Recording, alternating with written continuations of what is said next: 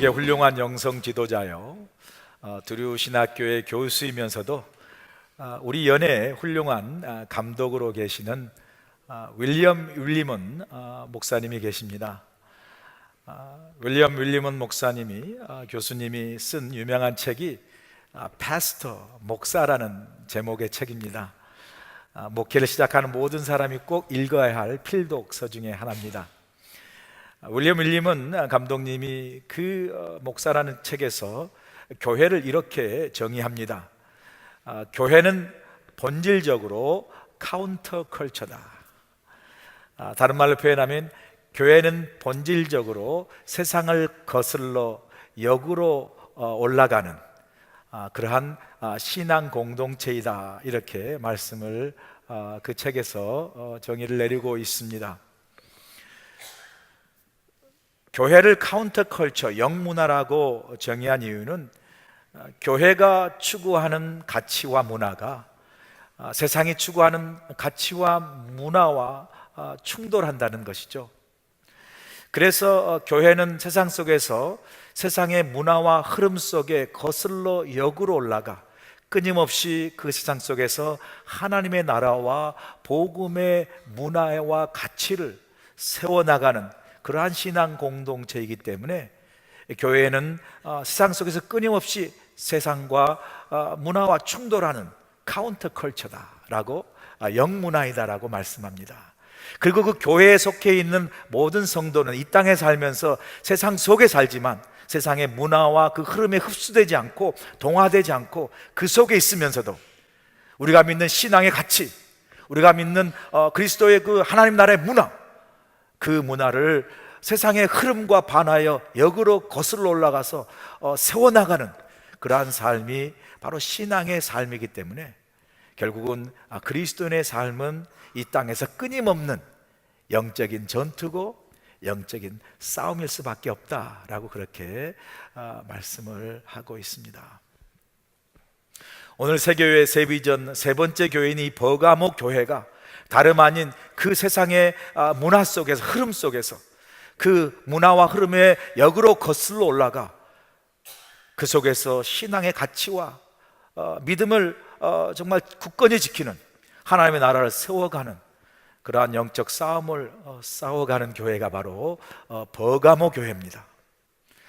이 버가모라는 도시는 소아시아 북쪽에 있는 도시로서 당시 예배소, 그 다음에 서머나교회, 지금까지 우리 보았던 두 교회, 두 도시와 더불어 가장 부유하고 번창한 3대 도시가 바로 버가모 도시입니다. 이 버가모 도시의 특징이 있다고 하면 버가모 도시는 그 어느 도시보다 황제 숭배뿐만 아니라 많은 이방신들이, 온갖 이방신들이 다 모여서 그 도시에 신전을 세우고 이방신과 우상 숭배를 만연하게 행했던 도시가 바로 버가모 도시다. 오늘 본문에 보면 버가모 도시를 주님께서 사탄의 권자가 있는 곳이다, 다른 말로 표현하면 사탄의 본부가 있을 만큼 온갖 사탄들은 다 모여있는, 이방신들은 모여있는 도시가 바로 버가모 도시인데, 그 도시에서 교회로 믿음의 공동체로 믿음을 잃지 않고 믿음을 지켜나가는 영적 싸움을 싸워나가고 있는 교회가 바로 버가모 교회라고 그렇게 오늘 말씀은 소개하고 있습니다. 자, 오늘 세 번째 교회로 소개하는 버가모 교회를 한번 우리가 함께 보겠습니다. 12절을 보시면 이렇게 말씀을 시작합니다. 버가모 교회 사자에게 편지하라. 좌우에 날선 검을 가지신 이가 이르시되. 주님이 매 교회마다 편지를 보내실 때 주님이 어떤 분이신가를 스스로 계시하셔서 말씀해 주시는데, 이 버가모 교회에게 주님이 말씀하시는 주님의 모습은 좌우에 날선 검을 가지신 분이다 라고 주님이 말씀하세요. 주님은 어떤 분이냐면 날선 양날의 칼을 가지신 분라고 그렇게 소개하는 거죠. 쉽게 말하면 주님이 날선 양날의 칼이라 이렇게 말씀합니다. 여러분, 우리가 표현할 때 양날의 칼이라는 표현하죠. 영어로는 double-edged sword란 말이죠. 그건 양날의 칼이야 라고 표현할 때 그 한 칼에 두 가지 상반된 속성이 함께 들어있는 거죠. 성공과 실패 혹은 축복과 저주, 그런 어떤 두 가지 상반된 속성이 들어있을 때 표현되는 말이죠. 다른 말로 표현하면 그 칼을 어떻게 사용하느냐에 따라서 그 칼의 의미가 달라진다는 거죠. 그 칼이 내게 다가오는 목적이 달라진다는 거죠. 어떤 점에서 주님이 양날의 칼로 소개하신 그 주님의 모습 속에 우리의 신앙의 삶이라는 것이 어쩌면 이 양날의 칼과 같지 않을까. 어떤 사람에게는 신앙의 삶, 믿음의 삶이요, 그 사람에게 참 기쁨이 되고 감사가 되고 행복한 삶이 되는가 하면, 어떤 사람에게는 그 신앙의 삶이 별 의미가 없고요, 별 특별한 감동도 없고 그저 그냥 형식적으로, 그저 그냥 어쩌면 억지로 그렇게 그냥 무의미하게 다가오는 그런 신앙의 삶일 수도 있어요. 사람에 따라서 믿음이 이렇게 양날의 칼처럼 다른 의미와 다른 목적으로 정말 우리에게 경험되어지는 것이 신앙의 삶이 아닌가. 여러분의 신앙의 삶은 양날의 칼이 되신 주님의 어떤 모습으로 다가오십니까? 여기 예배하신 모든 여러분들이 오늘 어떤 모습으로 나오셨든지 간에 드려지는 예배 속에, 함께하는 이 믿음의 귀한 공동체의 하나님께 영광도 예배 속에 주님이 주신 기쁨과 감사가 여러분을 임하길 간절히 소원합니다. 같은 신앙생활을 해도 그 신앙생활이 나에게 기쁨이 되고 감사가 되고 행복이 되는 것이, 그것이 얼마나 우리에게 축복이 되겠습니까? 동시에 양날의 칼을 가지신 분, 주님이 양날의 칼이라고 말씀하시는 그 의미 속에서는 주님이 우주와 온 세상을 심판하는, 주님이 심판하시는 권세를 가지신 분이다라고 말씀하는 거예요. 양날의 칼인 거예요. 어떤 사람에는 그 칼이 나를 구원하고 나를 지키고 나를 어떤 살리는 생명의 칼이기도 하면서, 어떤 사람에는 그 칼이 임박한 심판 때에는 우리를 베고 우리를 심판하고 우리를 죽이는 그러한 심판의 칼이 될 수 있다는 경고의 말씀이죠. 그 경고를 버가모와 우리 모두에게 오늘 주시는 말씀이죠. 자, 주님이 이런 낯선 양날의 칼로 소개하시면서 오늘 버가모 교회를 향하여 주님께서 주시는 칭찬이 있어요. 자, 주님께서 주시는 칭찬의 말씀이 13절인데 이렇게 주님께서 칭찬하시죠. 내가 어디에 사는지를 내가 아노니 거기는 사탄의 권자가 있는 데라. 내가 내 이름을 굳게 잡아서 충성된 증인 안디바가 너희 가운데 곧 사단이 사는 곳에서 죽임을 당할 때에도 나를 믿는 믿음을 저버리지 아니하였다. 주님의 칭찬이에요. 자, 주님의 칭찬을 우리가 좀 더 자세히 보기 전에 먼저 우리가 주목해 보아야 할 것은 이 말씀이에요. 버가모 교회를 향해서 주님께서 뭐라고 말씀하시면 내가 어디에 사는지를 내가 안다라고 말씀하세요. 자, 주님이 버가모 교회와 성도가 어디에 있는지 몰라서 그렇게 말씀하신 게 아니에요. 당연히 주님은 버가모 교회와 그 교회에 속해 있는 성도가 어디에 있는지 분명히 아시죠. 왜요? 주님이 그 교회를 세우셨고 주님이 그 성도된 버가모 성도를 교회로 부르신 분이 주님이세요. 주님이 우리 하와이 그리스도나 감리교회 어디 있는지 분명히 알으세요. 우리 교회가 미국 하와이 섬에 호놀룰루시에 있는 거 주님이 너무 잘 아세요. 그리고 여기 예배하는 우리가 지금 이곳에 예배하고 계시는 것을 주님이 너무 잘 아세요. 왜요? 주님이 우리 교회를 세우셨기 때문에 그래요. 주님이 저와 여러분을 이곳에 부르셨기 때문에 그래요. 믿으세요, 여러분? 다 아신다는 거죠. 그럼에도 불구하고 왜 주님이 내가 어디에 있는지를 안다고 말씀하셨을까? 이것은요, 버가모 교회가 어디 있는지 그 물리적 위치를 말씀하시는 게 아니에요. 더 정확히 말하면 버가모 교회와 성도가 지금 안고 있는 그들의 신앙의 상황, 영적인 상황, 믿음의 상황과 현실을 주님이 정확히 알고 계신다는 거예요. 사실 13절의 주님의 칭찬은 다른 말로 하면 버가모 교회와 성도가 안고 있는 상황이 어떤 상황인지를 주님이 너무 잘 알고 계신다는 것을 잘 표현해 주는 말씀이에요. 13절에 보면 주님께서 말씀하시죠. 내가 사탄의 권자, 너희 교회가 있는 것이 바로 사탄이 만연하고 우상숭배가 만연하는, 황제숭배가 만연하는 사탄의 본부와 같은 도시에 너희 교회가 있는 걸 내가 안다는 거죠. 그 가운데서 믿음을 지키는 게 얼마나 힘든 건지, 믿음을 지키려다가 그 교회에 충성된 지도자 안디바 같은 사람이 순교당하는 것까지도 아시고, 그럼에도 불구하고 믿음을 포기하지 않고 믿음을 저버리지 않고 믿음을 끝까지 지킨 너희의 버가목 교회와 너희 성도의 모든 상황을 주님이 다 아신다라는 거예요. 여기서 우리가 이 안다라는 동사, 이 안다라는 동사의 헬라 단어가 에이도라는 말이에요. 에이도. 자, 이 안다는 동사의 헬라 동사가 에이도인데, 이 에이도라는 단어의 원뜻은 이런 뜻이에요. 눈으로 주목하다, 눈으로 관찰하는 뜻이에요. 눈으로 주목하고 눈으로 관찰하는 뜻인데, 다른 말로 하면 버가목 교회와 버가목 성도들의 모든 신앙의 상황과 믿음의 그런 형편과 사정을 주님께서 눈으로 주목하고 관찰하셔서 다 아신다라는 거예요.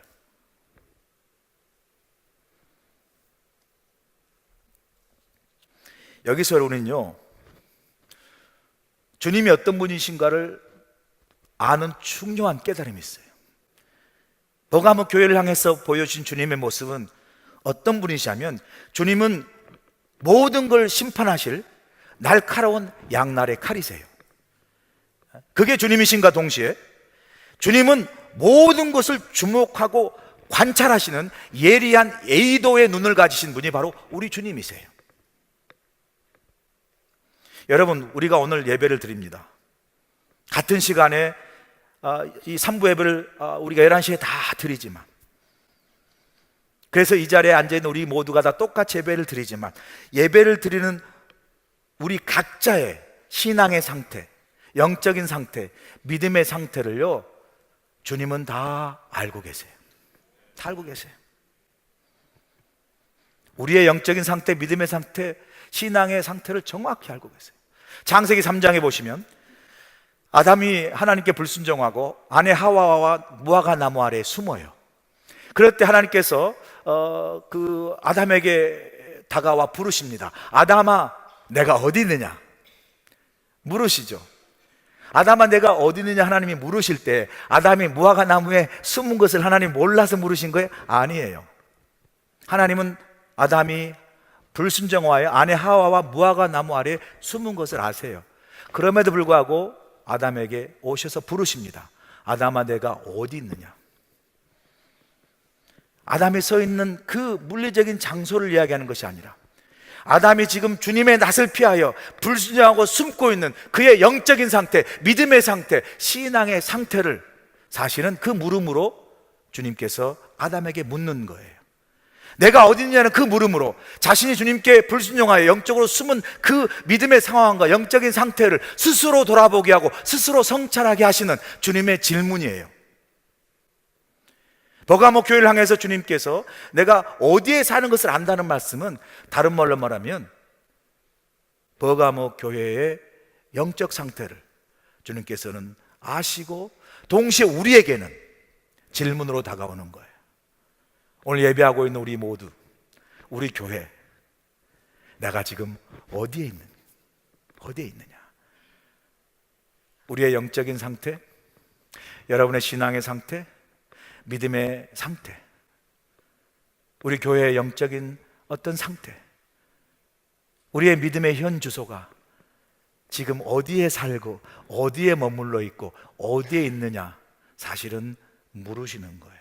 물으시는 거예요. 여러분은 지금 영적으로 어디에 계십니까? 여러분의 믿음과 여러분의 신앙의 상태는 지금 어디에 머물러 계세요? 혹시라도 교회 믿음 생활하면서도 우리 마음에 서 있는 믿음의 자리가 어떻게 하면 그냥 아담과 하와처럼 하나님을 그냥 피해서 가능하면 하나님과 얼굴 대면하지 않고 숨으려고 하는 것, 그런 어떤 우리의 믿음의 어떤 마음의 모습은 있지 않는가? 그렇죠? 하나님께서 요나라는 선지자를 불러가지고, 야, 내가 그 아시리아의 니느웨라는 수도에 가서 복음을 전해야 되겠는데 내가 너를 좀 보내서 그 사명을 맡게 할 테니까 니느웨로 가라고 사명을 주었는데도 요 나는 싫어가지고 니느웨로 안 가고 그냥 나는 싫습니다, 그 사람 보기 싫습니다 생각하고 그 도시로 가지 않고 청개구처럼 그냥 다시스로 가고 있는 우리의 마음이 또 있어요. 예전에는 신앙생활 잘 해보겠다고 막 열심히 하다가 어느 순간에는요, 나도 모르게 지금 내 마음이 그 뜨거웠던 열정은 사라지고요, 교회에 계시긴 계시고 예배 자리에 있기는 하는데 그 마음이 지금 사실 주님을 향한 뜨거운 마음의 자리로부터 많이 멀어져 있는 우리의 마음도 있어요. 그죠? 내 마음은 내가 알아요. 내 마음은 정말 하나님 앞에 더 가까이 가고 믿음으로 교회에 더 가까이 가고 사랑하고 신앙의 자리에 가까이 가야 되는데, 이상하게 자꾸 내 마음은 나를 자꾸 세상 쪽으로 가게 하고, 나를 자꾸 내가 원하는 것을 막 하고 싶어 하고, 교회 자리보다 꼭 교회 아닌 자리로 가게 하는 나의 마음이 있어요. 그 마음에 이끌려서 실질적으로 그런 자리에 가 있는 나도 있어요. 우리 주님은 지금 예의도의 눈, 예리한 예의도의 눈을 가지고 우리의 신앙과 우리의 영적 상태를 주목하고 관찰하고 계신다는 거예요. 주님은 예리한 예의도의 눈을 가지고 우리 교회의 영적인 상태와 우리 교회의 신앙의 현주소를 주목하고 계시는 거예요. 우리의 질문은 그렇게 예의도의 눈을 가지고 나를 바라보시고 우리 교회를 바라보시고 나의 신앙의 상태를 바라보시고 우리 교회의 영적 상태를 바라보시는 그 주님의 눈에 비춰지는 나의 신앙의 모습은 어떤 신앙의 모습일까? 주님의 눈에 비춰지는 우리 교회의 영적인 모습은 어떤 모습일까? 요즘 새벽에 이사야서를 우리가 이제 묵상하고 있습니다. 어제 제가 이사야서 1장 말씀을 설교로 나눴는데, 제가 나눈 그 1장 말씀의 설교의 그 본문의 말씀이 아직도 제 마음속에 계속해서 이렇게 맴돌아요. 제 마음속에 계속해서 이렇게 맴돌면서 저로 하여금 생각하게 합니다. 이사야서 1장 11절로 13절의 말씀이 특별히 제 마음에 남아있는데 계속해서 맴도는데요, 11장에 보니까 1장 11절에 보니까 여호와께서 말씀하시되 너희의 무수한 재물이 내게 무엇이 유익하뇨? 나는 수장의 번제와 살찐 짐승의 기름에 배불렀고 나는 수송아지나 어린 양의 순염소의 피를 기뻐하지 아니하노라. 너희가 내 앞에 보이러 오니 이것을 누가 너희에게 요구하였느냐? 내 마당만 밟을 뿐이니라. 헛된 재물을 다시 가져오지 말라. 분향은 내가 가증히 여기는 바요, 월삭과 안식일과 대회로 모이는 것도 그러하니 성회와 아울러 악을 행하는 것을 내가 견디지 못하겠다. 내 마음이 너의 월삭과 정한절기를 싫어하나니 그것이 내게 무거운 짐이라. 내가 지기에 곤비하였느니 피곤하였느니라 말씀하세요. 이 말씀이 제 마음에 계속 맴돌아요. 그러면 생각하는 것은 혹시라도 나의 신앙의 모습인, 나의 목사로서 나의 이 목회하는 나의 목회자의 모습인 나의 모습이, 혹은 우리 교회와 여러분 우리 각자의 모습이 혹시라도 이사야 선지자가 고백하며 썸하고 탄식하는 이 모습처럼 주님의 눈에 혹시 이러한 모습으로 비춰지고 있지는 않을까? 그렇게 많은 제사와 그렇게 많은 예배를 드림에도 불구하고 그 예배가 주님이 기뻐하시고 주님이 받으시고 주님이 정말 흡족이 연락하시는 예배가 아니라 주님이 피곤하고 주님에게 짐이 되고 주님이 견디지 못하는 그런 헛된 마음으로 드린 예배는 아닌가? 그저 성전 마당만 받고 성전 의자만 앉았다가 가는 그런 예배자의 모습은 아닌가? 여러분, 혹시라도 여러분이 오늘 3부 예배 때 1시간 혹은 1시간 15분만 견디고 목사 설교 40분만 견뎌야지 라고 하는 분 계세요? 주의 이름으로 잘 견디실 주의 이름으로 간절히 축원합니다. 그런데 여러분, 진짜로 견디는 것은 여러분이 아니에요. 하나님이 우리를 견디고 계시는 거예요. 하나님이 내 마음 없이 드리고 그냥 뜻없이 감동 없이 드려 앉아드리는 이 예배, 그것도 정말 하나님 받으시겠다고 견디면서 받고 계시는 분이 우리 하나님이시라니까요. 여러분 피곤하시죠? 좀 더 쉬고 싶은데도 11시 예배 나와서 피곤하지만 그래도 그 여러분이 피곤한 것보다 피곤한 몸으로 그냥 할 수 없이 드리는 그 예배를 받으시는 주님이 더 피곤하시는 거예요.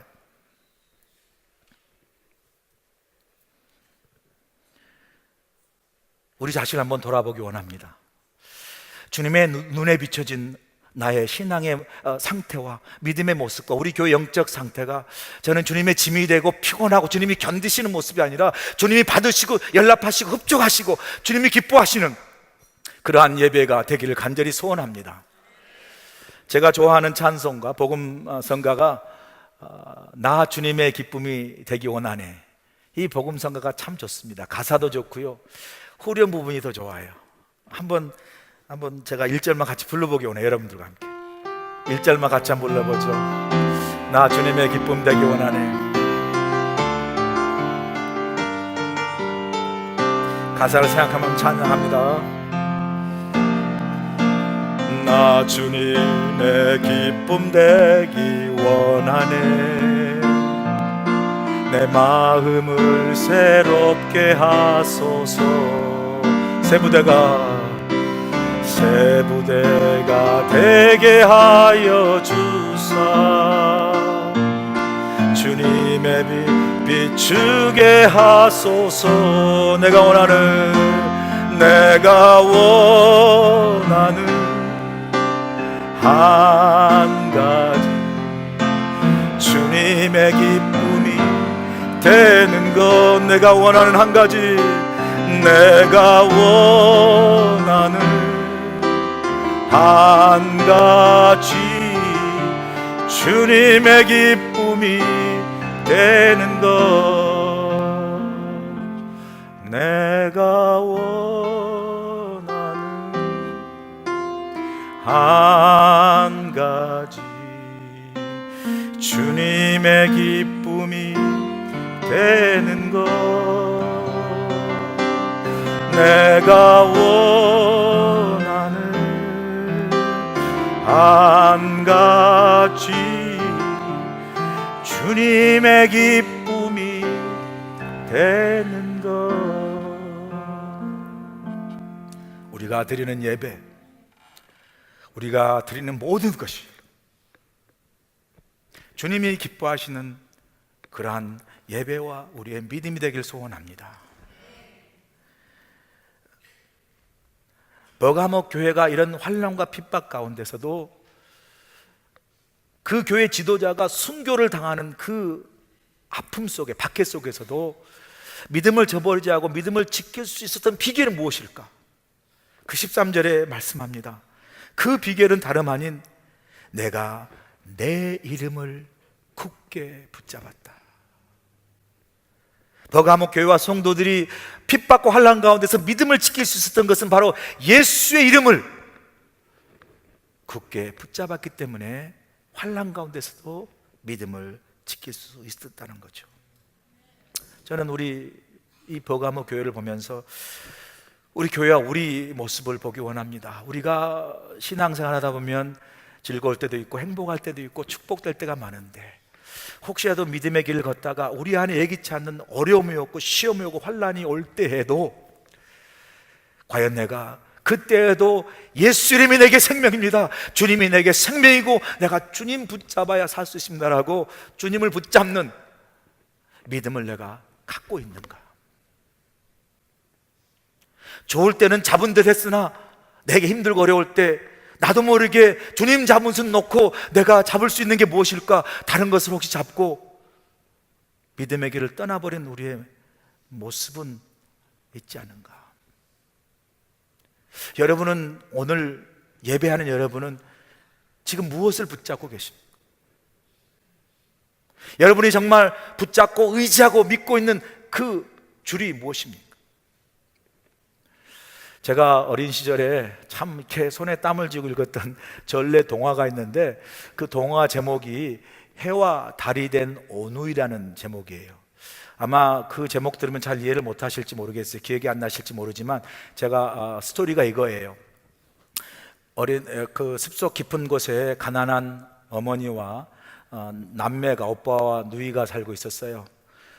가난하니까 엄마가 이제 떡을 만들어서 시장에 내다 팔아서 사는 그런 가난한 가정인데, 깊은 산골이라 어머님이 시장에 떡을 팔러 가려면 고개를 넘어서 가야 돼요. 그런데 어느 날 어머니가 시장에 가서 떡을 다 팔고 오는 길에 사자를 만나요. 아니, 호랑이를 만나요. 그래서 떡 하나 주면 살려줄게 하다가 떡을 주면서 하다가 나중에 떡이 떨어져서 이제 어머니가 잡혀 먹어요. 여기까지도 생각이 안 나면 좀 문제가 심각한데 조금 더 해드릴까요? 이게 뭔 소린가? 그런데 그 어머니를 잡아먹은 그 호랑이가 어머니 옷을 갈아입고 남매까지 잡아먹으려고 집에 오죠. 예, 엄마 왔다. 근데 이제 목소리가 이상한 거예요. 그래서 이제 누구게 하고 문을 열어주도 안 열어다 보니까 어머니는 어머니 같은데 치마 밑으로 호랑이 꼬리가 나와 있는 거예요. 생각나시죠? 그걸 알고 이제 오빠가 누이와 몰래 집을 나와서 나무 위로 숨습니다. 올라가서 남매를 찾다가 나무 위로 올라간 남매를 바라보 호랑이가 나무 위로 올라오죠. 잡아먹으려고. 그때 이제 나무 위에 서서 있던 두 어누이가 하늘을 보면서 막 울면서 기도하잖아요. 하나님, 우리를 살려주세요. 우리를 살려주시려면 동아리 줄을 내려주세요. 이렇게 하늘에서 이제 동아리 줄이 딱 주개줄이 내려오죠. 이 남매가 한 줄을 잡고 막 올라가죠.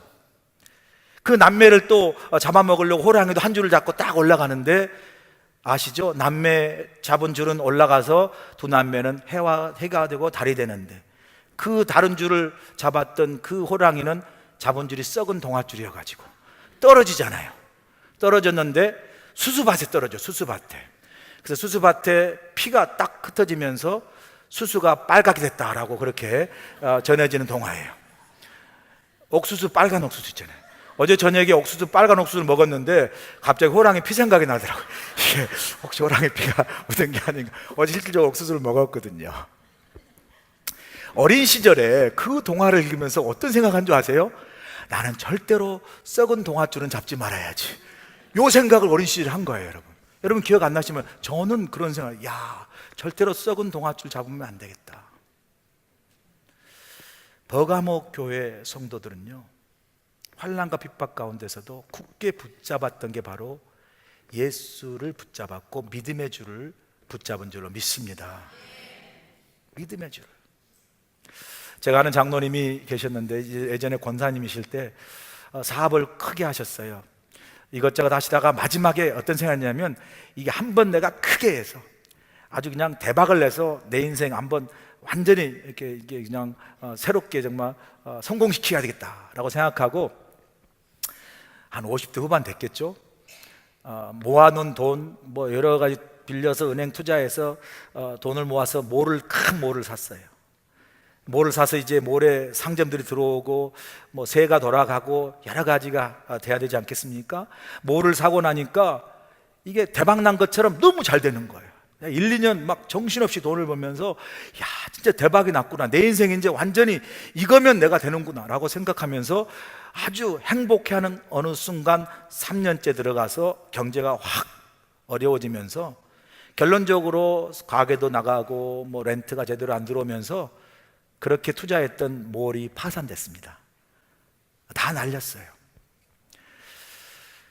그렇게 되니까 이 권사님이 자신이 모든 걸 걸었던, 믿고 의지했던 그 사업이 파산다니까 그냥 어느 순간 인생이 다 끝난 것으로 여겨지는 거예요. 그 순간 딱 생각한 게 하나밖에 없더래요. 자살. 그래서 정말 죽으려고 약도 먹을 생각도 해보고 자동차로 그냥 부딪혀서 죽을 생각도 하고 여러 방법을 아주 연구했다고 그래요. 그렇게 그냥 자포자기 모든 게 끝났다는 인생으로 살다가 여러분이 상상하듯이 주님을 만났어요. 은혜를 받았어요. 그러고 나서 그 권사님이 고백하는 그 간증이 참 우리 마음에 와닿아요. 그 분이 그렇게 간증을 해요. 그 줄이, 그렇게 모든 걸 걸었던 사업줄이 다 끊어지자 내 인생의 모든 게 끝났다고 생각했는데, 이상한 것은 그렇게 믿고 의지했던 그 줄이 끊어지고 완전히 사라지니까 그때서야 자기가 주님을 붙잡을 수 있었대요. 그때서야. 그 줄이 끊어지고 나서야 비로소 주님을 만났었고, 그 줄이 끊어지고 나서야 비로소 주님을 붙잡는 믿음의 줄을 붙잡았다라고 이야기해요. 근데 그때는 몰랐대요. 그때는 그 줄이 끊어질 때 다 끝났다고 생각하는데, 지금 생각하면 그 줄이 끊어진 것이 얼마나 감사한지. 그 줄 끊어져서 내가 끝난 줄 알았지만 그 줄 끊어진 것 때문에 내가 주님 만났고 주님 붙잡을 수 있었고 믿음의 줄을 붙잡을 수 있었으니, 목사님, 저는 참 행복한 사람입니다. 아마 그 줄 끊어지지 않았으면 목사님, 나는 지금도 아직도 세상으로 가고 있었을 겁니다. 지금 주님 붙잡고 이 믿음의 줄 붙잡고 사는 것이 참 행복합니다. 이런 고백을 여러분도 하실 수 있길 간절히 소원합니다. 여러분 살면서 여러분이 믿었던 줄 끊어졌다고 울고불고 난리치지 마세요. 물론 끊어진 그때는 모든 게 끝난 것처럼 보이지만 정말 그 줄이, 세상 사람들은 그게 돈줄이고 명예줄이고 권세줄이고, 그래서 그 줄 있어야 산다고, 그 줄 있어야 성공한다고 막 줄 잡으려고 줄 서지만, 여러분 우리는 그 줄 끊어져서 고통스러운 어떤 한때가 있을지 모르지만 그 줄 끊어져서 여러분이 주님 만나고 믿음 붙잡고 주님을 붙잡는 줄, 믿음의 줄을 잡았으면요, 그게 행복인 줄로 믿습니다. 이게 신앙의 능력이에요. 죽을 것 같았는데, 다 무너진 것 같았는데, 그 무너진 폐허 속에서, 그 좌절된 그 낙심의 자리에서 주님이 우리를 이렇게 세우세요. 다 끊어진 것이 오히려 주님이 나에게 믿음의 줄 붙잡고 주님 붙잡는 생명의 줄을 내게 주신 거예요. 생명의 줄. 예수님 이름 굳게 붙잡고 믿음의 줄 붙잡음으로 승리하실 주의로 간절히 축원합니다. 이 버가모 교회를 향하여 칭찬 있는가 하면 주님께서 두어 가지 책망하실 것이 있다고 말씀하세요. 14절 15절을 보니까 이렇게 말씀하세요. 내가 너에게 두어 가지 책망할 것이 있는데, 너희들이 발람의 교훈을 따라가는 사람이 있다. 발람이 발락을 가르쳐 이스라엘 자손 앞에 걸림돌을 놓아서 넘어지게 하고 우상 제물을 먹게 하였고 또 행음하게 하였느니라. 이와 같이 니골라당의 교훈을 지키는 자들이 너희 안에 있다. 자, 발람의 교훈과 니골라당의 교훈의 공통점은 이거예요. 성도들을 미혹해서 넘어지게 했다라는 거예요.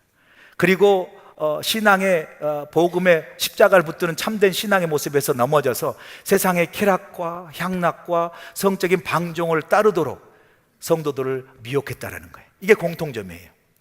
니골라는 아시죠? 지난 에베소 교회 때 이제 영혼 구원받았으니 육체는 마음대로 살아도 된다라고 쾌락을 조장했고요.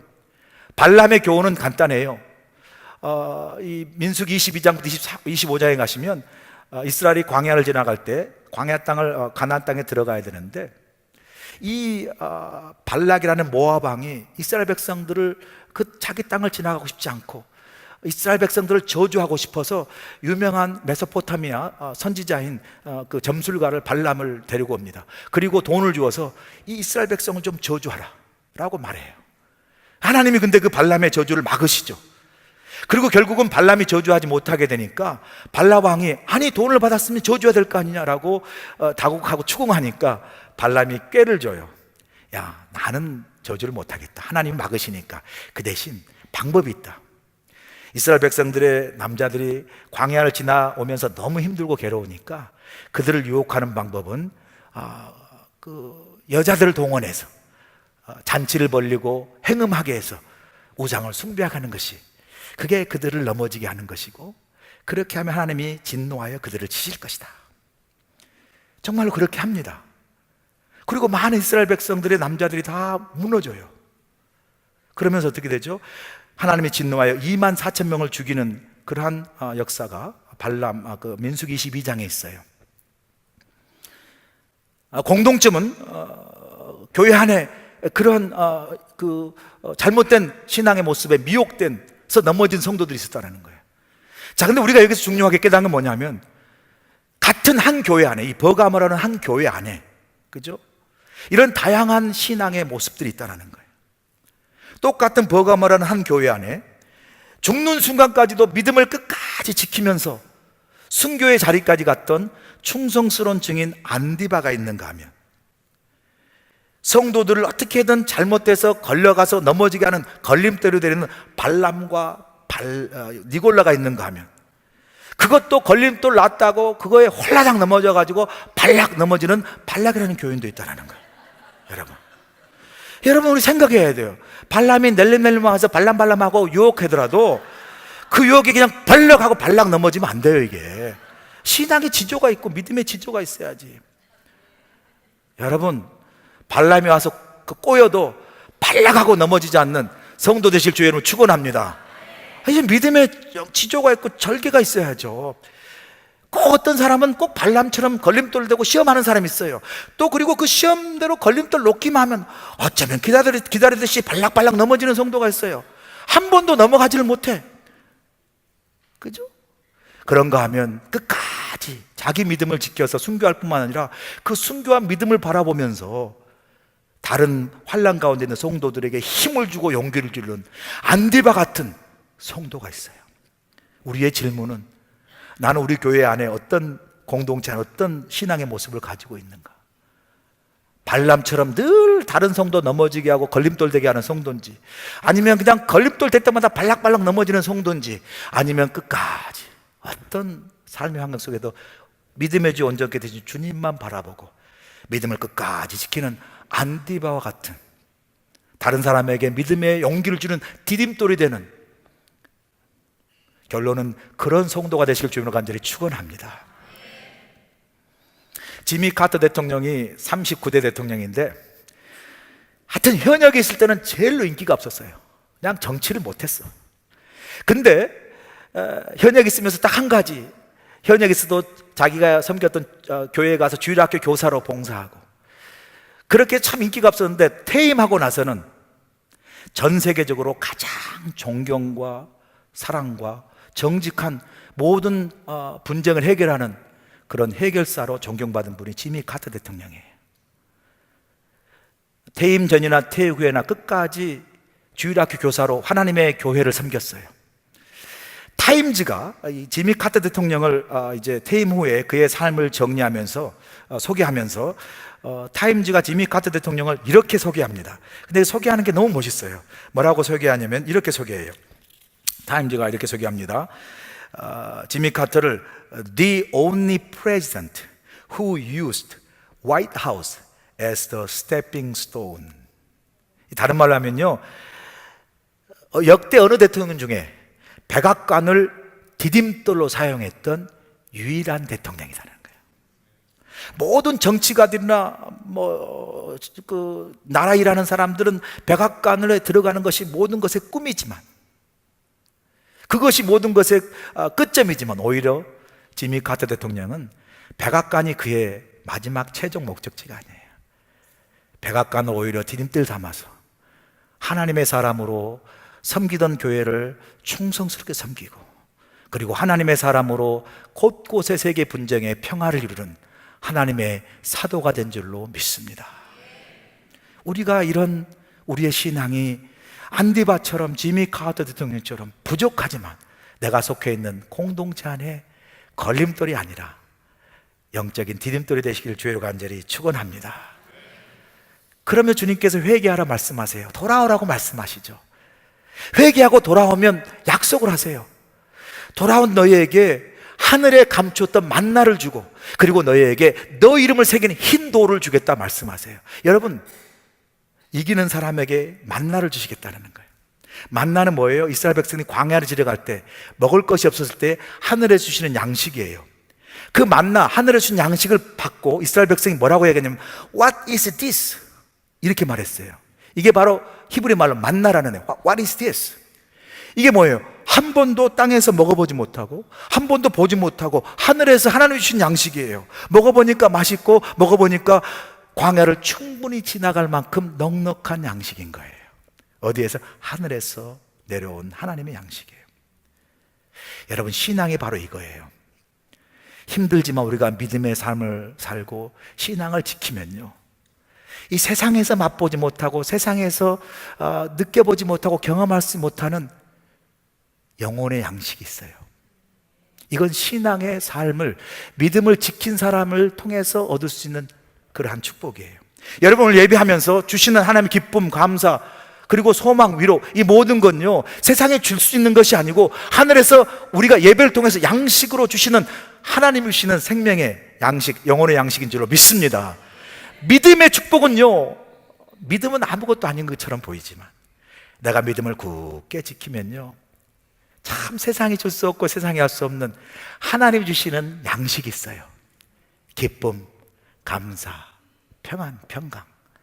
이 만나를 믿음 안에서 경험하는 그래서 그 믿음을 절대 놓지 않고 그 만나로 흰 도로로 승리하는 그 승리의 아름다운 축복이 여러분의 삶에, 우리 교회에 새로운 교회, 새로운 비전으로 임하시기를 주여 간절히 축원합니다. 기도하시겠습니다. 좋으신 아버지 하나님 감사합니다. 새 교회, 새 비전, 보감옥 교회를 하나님 우리가 다시 한번 말씀으로 받았습니다. 환난과 핍박 가운데서도 아버지 하나님 믿음을 굳건히 지키게 도와주시옵시고, 세상의 어떤 것보다 오직 예수 그리스도를 붙잡고 믿음의 줄을 든든히 붙잡고 환난 가운데서 믿음을 지킴으로 말미암아 믿음 속에서 주시는 생명의 양식, 오직 신앙의 삶을 통하여 경험할 수 있는, 이 땅에 줄 수 없고 이 땅에 할 수 없는 참된 평화와 평강과 기쁨과 하나님 나라의 비밀을 맛보고 믿음으로 승리한 우리 모두가 되도록 축복하여 주시옵소서. 예수님의 귀하심으로 감사하며 기도합나이다. 아멘.